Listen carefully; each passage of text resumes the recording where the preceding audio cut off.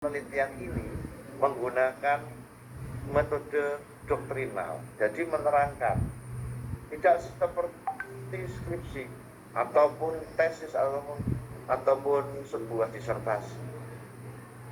Di dalam metode ya tidak perlu diangkat atau tidak perlu diberikan sebuah referensi ataupun kutipan definisi ya, kecuali jika desainnya cukup spesifik. Artinya gini, metode penelitian yang kami gunakan adalah metode penelitian doktrinal. Itu tidak perlu dibuat semacam apa ya, tidak perlu dibuat semacam pengertian bahwa pengertian metode doktrinal menurut Suryono Sukanto adalah seperti itu tidak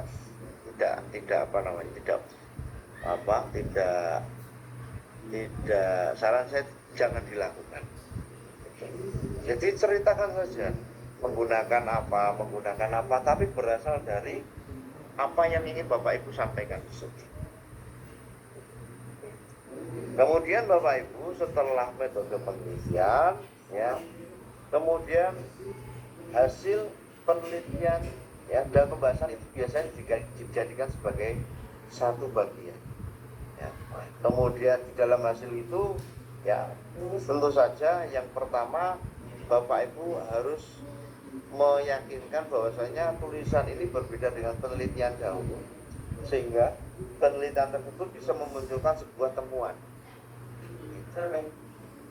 dan pembahasan. Saya kira untuk hasil penelitian dan pembahasan Bapak Ibu juga sudah cukup memahami. Strateginya adalah bagaimana pada saat hasil penelitian dan pembahasan tersebut munculkan temuan di akhir penelitian dan pembahasan. Ya, kalau di awal itu ngomong tentang secara umum tidak ada masalah. Tetapi saran saya jangan bersifat general. Dan kalau bisa masing-masing paragraf itu diberikan referensi. Masing-masing paragraf itu diberikan citasi, misalnya referensinya 2 footnote atau 3 footnote, itu nggak jadi masalah. Semakin banyak referensi, maka jurnal itu semakin menarik. Ya, semakin banyak referensi, jurnal itu akan semakin menarik. Dan yang terakhir adalah kesimpulan. Kesimpulan itu merupakan pernyataan pendek yang berisi tentang tujuan, ya, kemudian hasil pembahasannya itu disingkat, dan yang ketiga adalah melakukan penerapan sebuah temuan, ya, memperkuat sebuah temuan, sehingga antara tujuan penelitian dengan temuan itu berbanding lurus, ya, dan dibuat dalam bentuk paragraf, ya, jangan dibuat dalam bentuk numerik, ya, Bapak Ibu. Untuk numerik ini juga kalau bisa jangan diterapkan dalam hasil penelitian dan pembahasan. Karena apa? Yang namanya jurnal itu merupakan sebuah pendapat yang dideskripsikan. Ya, ingat saran saya tadi, kalau menulis jurnal itu jangan seperti orang jahit. Ya, ambil kain ini disatukan dengan kain ini, jangan. Tetapi kalau bisa diparafrasekan, sehingga tulisan kita itu seperti orang yang bercerita.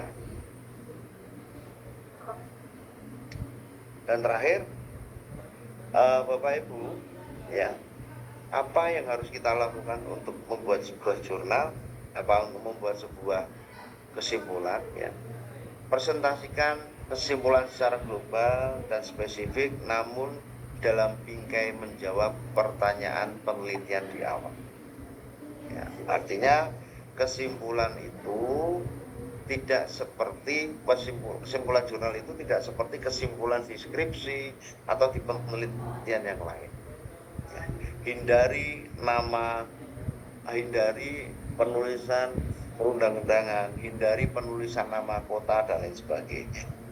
Intinya munculkan temuan di situ.